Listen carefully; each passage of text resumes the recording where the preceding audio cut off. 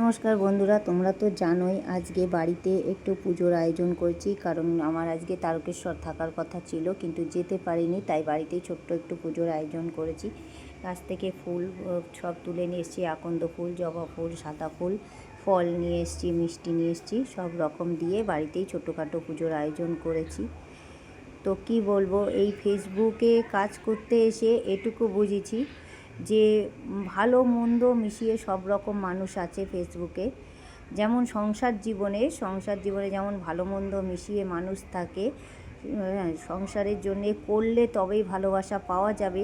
ফেসবুকেও তেমন সময় দিতে পারলে তবেই ভালোবাসা পাবা, না সময় দিতে পারলে ভালোবাসা পাবা না। যেমন আমি এখন পাচ্ছি না, আমি এখন ঠিকমতো সময় দিতে পারছি না, কারণ আমার শ্বশুর খুবই অসুস্থ। উনি মেন্টালি পেশেন্ট তো ছিলই, এখন ওনার শরীরের সমস্ত কোষগুলো শুকিয়ে যাচ্ছে এবং ছেড়ে দিচ্ছে শরীর থেকে। তার জন্যে উনি হাঁটাচলাও করতে পারে না, এখন পরিস্থিতি বাড়ির খুবই খারাপ।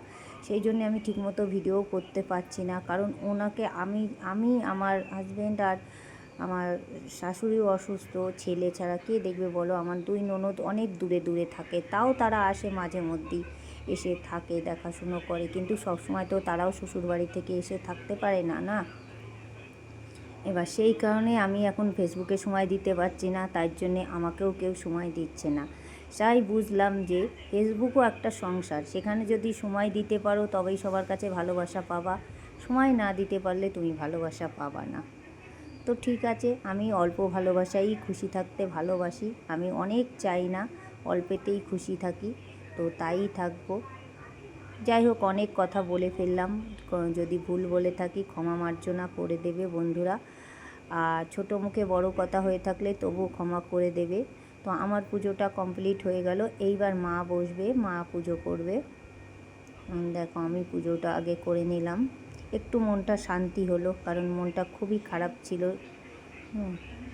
একসাথে সবাই জল ঢালা, আর বাড়িতে একা একা জল ঢালা একরকম। এবার মা পুজো করছে।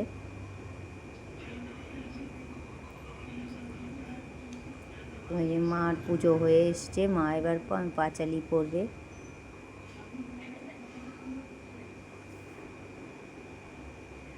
তো কেমন হয়েছে এই ছোট্ট আয়োজনটা, সেটা কমেন্টে জানিও।